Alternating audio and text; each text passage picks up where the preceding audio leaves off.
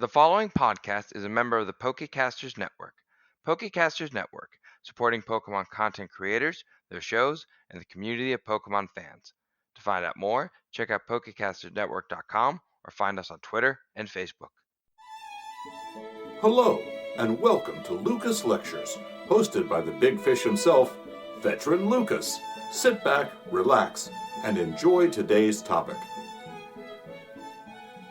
Hello, everybody. Welcome back to another episode of Lucas Lectures. It's me, Veteran Lucas. Hope you guys are having a fantastic day or night. Now, on today's little lecture, hopefully it doesn't turn into another rant, but you know, these things tend to happen when I'm talking.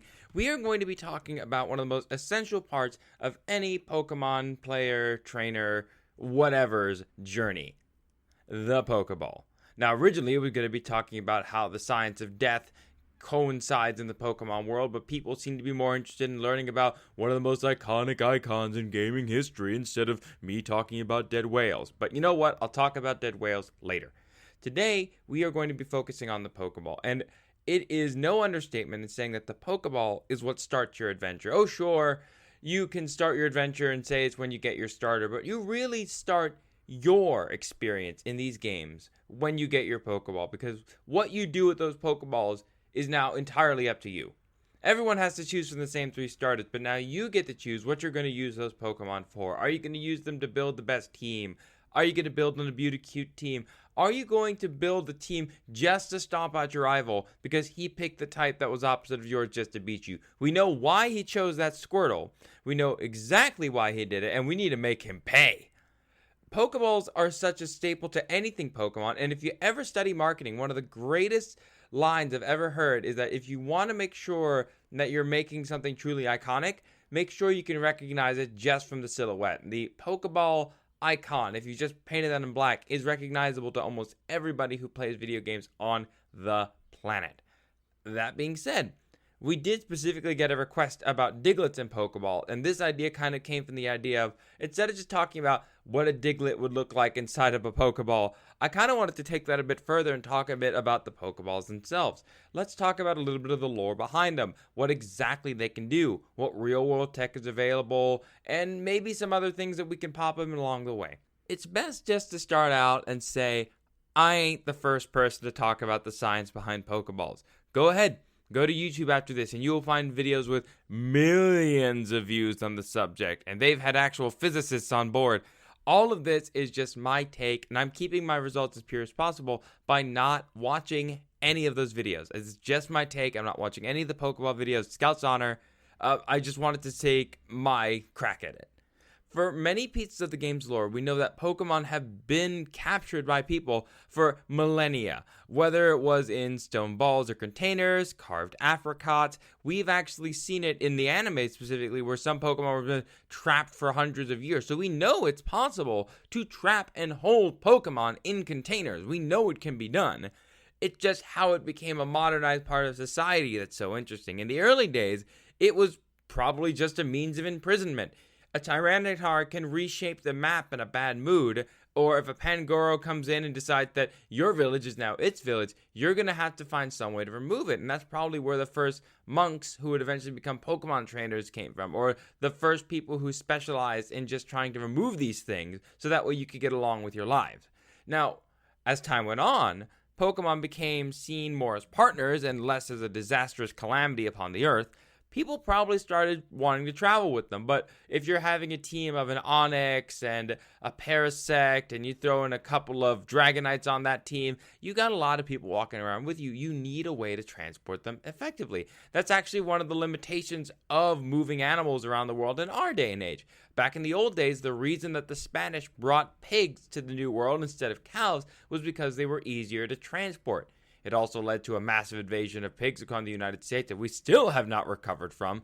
But it's important to realize that in that world, it actually would follow the same rules as ours. You need to be able to move your creatures from point A to point B without it being too costly or without them dying along the way. So the Pokeballs probably came about from that necessity.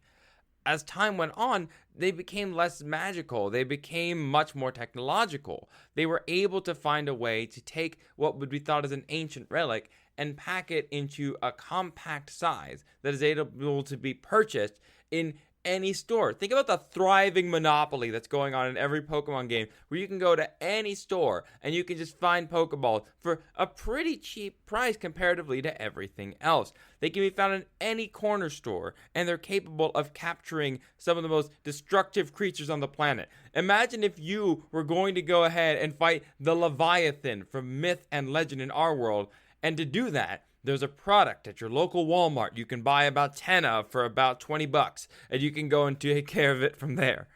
Pokemon not only puts in that these things can capture anything, but you can specialize and target different needs for each Pokeball. Some Pokeballs can heal Pokemon you capture. Others can specialize in catching things by weight or by type. The Dusk Ball literally captures things at different times of the day, like a better capture rate in the dark. And I know we like that as gamers when we go into the cave, but from a marketing standpoint, how awful would it be? It's like, yeah, this really only works good at night. Like, but why don't you just make one that's good all during the day? And it's like, whoa, buddy, you can't expect me to just make it work great all the day. This ain't Master Ball technology here. It is important to figure out how these things work. So let's just break down what a Pokeball is doing bit by bit. So according to the game, when you capture a Pokemon, the Pokeball will convert that Pokemon, that piece of living matter, into energy. One of the reasons that you need to injure a Pokemon is thought to be that when a Pokemon is injured, it's going to curl up into a ball. It's going to try and keep itself safe. Because it's curling itself into a ball, it makes it easier for the Pokeball itself to retain it, as opposed to when it's fighting and trying to break its way out. How that works for things like a Voltorb, I feel like a Voltorb should be caught pretty easily, or a Jigglypuff should be caught really easily. Anything round should be caught really easily by this logic, but I'm not here for that fight. So once they are, again, from matter into energy, into the ball, and locked inside, the Pokeball generates what is considered a quote-unquote Pokemon-friendly environment.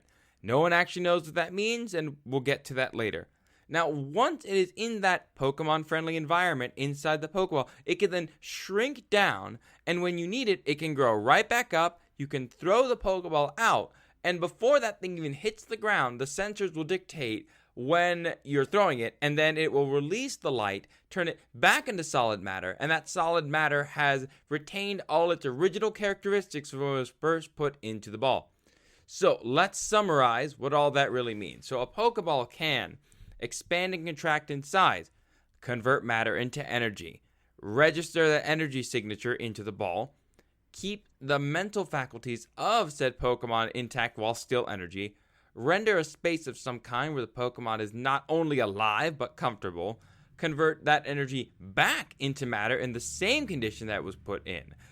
They can be created on such a mass scale that buying them is considered average. They can be adapted to fit specific needs as well as increased chances of capture.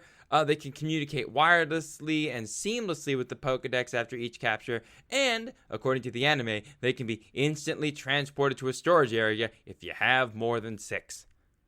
Yeah, that's a lot. Just one of these things would be a scientific miracle, and yet all of these things are packed into this one little package. So, let's go into the deep dive in the real world and see if any of this is possible. None of this is possible. Like at all. If you were looking for some big dramatic twist, like, haha, this is a thing that can be done. No. This is all scientific mumbo-jumbo at this point with our daily technology. The hardest thing, the biggest thing for me, is that it can turn matter into energy and then back again with no real harm. Now, this is different from something like teleportation. This is literally turning you into energy and then back again with no repercussion. We don't even specify what kind of energy it is. Are you being turned into heat energy? Are you being turned into microwaves? Are you being turned into gamma rays? We don't know what is going on because it's so ridiculous. Now, can matter be turned into energy? Of course it can. We use that sort of technology to make nukes. But you can't just it would be like putting a nuke back together after it blew up. You are more likely to detonate your Pokemon than you are to capture it if you tried scrambling their molecules and turning them to some kind of light particle. The second thing that I find more unbelievable than any of this, because in the future, I could imagine that there is some way to turn matter into energy and back again. Oh yes, I may sound skeptical now, but in our world, Eventually, if humans can survive long enough, I'm sure we can find something weird on a quantum level, some craziness. But the fact that it can grow and shrink is what freaks me out. I want you to think of the most amazing piece of technology you own. Okay, think about a Nintendo Switch. Or no, a gaming PC. Gaming PC is better. Think of a gaming PC. If you put it together yourself, you have the processor, you have the graphics card, you have the hard drive, you have the fans you put in, you have the coolant system you put in, you have all these highly delicate and sophisticated pieces of technology. And this thing is a brick. This thing is very heavy. It really shouldn't be moved. Now, imagine if I told you I could make a gaming PC that does all these amazing things that the highest end ones can do. And I can shrink it down to that you can carry it in your pocket. And that it's going to be totally fine. And that if I grow it back up again, it's going to have all your memories saved even after it was put back together, after it was grown back up again. By shrinking it and growing, no damage of any kind happens. Everything stayed the same. That is witchcraft. So, after we've gone down that dark road, let's do a little bit more speculation on the Pokeball. Even though it's not really possible in our world, we can still learn a lot just from the lore they gave us. The material that they use to capture Pokemon must be a mineral or element found in the universe. It has to be something that they can convert the Pokeballs into, some kind of metal that they can forge that is able to convert matter into energy when it receives its own energy itself. So, for example, if you wanted to capture a Pokemon in the old days, you would have to forge a jar out of this material. You would have to use some kind of surge of energy, a lightning bolt of some kind, maybe heat energy will work, something to charge this thing up, and then it will be able to capture and contain Pokemon or whatever else you're trying to capture. This material must be pretty easy to come by in modern times, but in ancient times it was probably pretty hard to get, but it could be used and forged to make containers. And that's what all Pokeballs seem to be made from, this unknown metal. Now, if we jump forward a few millennia to the age of electricity, we start getting technology that makes Pokemon comfortable in the Pokeball, and the Pokeball goes from being a container to a portable computer that keeps the Pokemon thriving and healthy. Catching it is the easy part, but keeping it comfortable and happy inside, now that does take a little bit of hard work. Now, what's going on inside the Pokeball? My two thoughts on it. One, it's either putting these Pokemon in a semi-conscious state and using the Pokemon's brain to generate a comforting image, or the Pokeball is literally generating the surroundings inside the ball that it perceives is best for that Pokemon. The first one is the easiest since we already put people to sleep and wake them up all the time. My mother is a nurse anesthetist, so she's taught me all the time that you really do want to make sure that when you put someone down, you put them down good. But it is hard work to balance the chemistry just right, because too little, they'll wake up during surgery. Too much, and they won't wake up at all. It's a balancing act, and the Pokeball might be able to coordinate just how semi-conscious they keep them. Considering how many Pokemon there are out there, that's pretty amazing. The other one would be similar to VR, but plugged into your consciousness. What Pokemon see would be fitting to that individual. Back to the Diglett from the beginning, when you put a Diglett into the Pokeball would scan it, and then it would give it a dirt area that its mind would perceive as its home. Maybe it's underground, maybe it's right on the topsoil, maybe it's surrounded by food that it would enjoy. The Pokeball is reading exactly what this Pokemon's best needs would fit. Now, we already have people trying to make this technology, putting chips in brain to input information directly. There have been entire scores of animes and media, the idea of plugging your brain into a computer. It's literally the Matrix. People have wanted to do this for a long time, and I do not see a future where people don't try it even further. The last thing I kind of want to cover, because we are running a bit out of time, is mass production. All of this crazy technology I've been going on about. This is the most believable part to me, more so than any of the others. We have currently going on right now, while you're listening, a global trade network that spans all over the planet. Every plane, every boat, every truck, everything moving to get what you need. We have this network that has not only connected the world through the economy, it has brought down the prices of things and made it so a lot of people can enjoy niche things that would be impossible. If you want to think about just how important that is, I want you to go ahead and go into your spice cabinet. Seems kind of random, but go on. If you are in home, go into your spice cabinet, and what you have there 500 years ago, people would have literally killed you for what's in your spice cabinet. Things like nutmeg have had violent revolutions. Salt was considered white gold. Because we were able to create a global network of trade, we were able to bring all these seasonings and spices to the rest of the world and connect them. What did that have to do with Pokeballs? Pokeballs seem to be able to not only have all of this amazing technology put into them, but they are able to transport them at such efficiency that they're able to be bought on the cheap. In Kalos, we get to go into a Pokeball factory and see how most of it is automated. I think every region probably has one or two of these factories that meet demand, and I'm wondering if the Alolan region would have more expensive Pokeballs because it's an island and they'd have to either have them shipped or made in-house. If they're the same price, we would assume that they are made on the islands. But if they are more expensive, then we can assume they are shipped in, and that cost is reflected in the cost of the ball. Now, if one or two reasons are making them, I think that would kind of be a disaster. Like, it would be horrific if only the Kalos region was making Pokeballs and shipping them out, because what if a legendary decides to wake up and start wrecking up the place? The entire global society would collapse because no one is able to catch fresh new Pokemon to help keep society going, for better or for worse. What if an evil team decides to take over the main offense in Kanto and decides, well, we are charging a lot more for the Pokeballs, there's really not much you can do to stop us. If you're only having Pokeballs in a few areas, this could get disastrous fast. And we also saw what happened when we don't have the right supply chains working in the last year. When COVID-19 hit, we have seen a massive shortage in a lot of things. There are people who are literally stocking up food at major restaurant chains because they don't know how well the supply chains are going to go from here. With the massive shortage of PlayStation 5s, Xbox Ones, the 390 graphics cards. I said Xbox One. The Xbox whatever series nonsense that it's out by now. I'm not an Xbox guy, and I forget literally what the name of them. They're really bad at naming things, guys. I'm sorry. Xbox is so bad at naming things. But the massive shortage of semiconductors from the virus was because they couldn't get the supplies out. They couldn't transport them as well. Things shut down because they came from one place, which is why you kind of want to diversify where you're getting your stuff to make sure you can keep things going.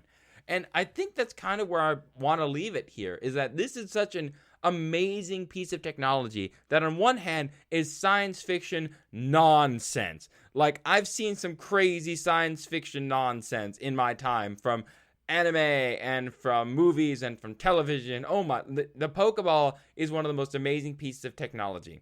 Right up there with the Omnitrix from Ben 10. I remember that was still pretty cool.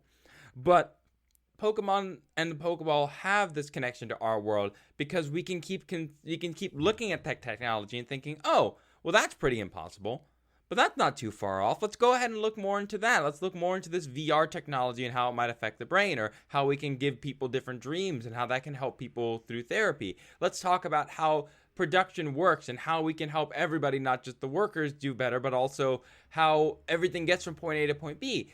We don't think about the little details in our lives, but this Pokeball, this orb that can literally capture gods, might be a pretty good window into learning more about how you get what you get in your own home. It's not just the Amazon drones making it and dropping it off. There's a lot that goes into the world we make, and hopefully by listening to this, you guys might understand that a bit more. You understand that the Pokeball, while a fantastical orb, still has some pretty cool ties to our world.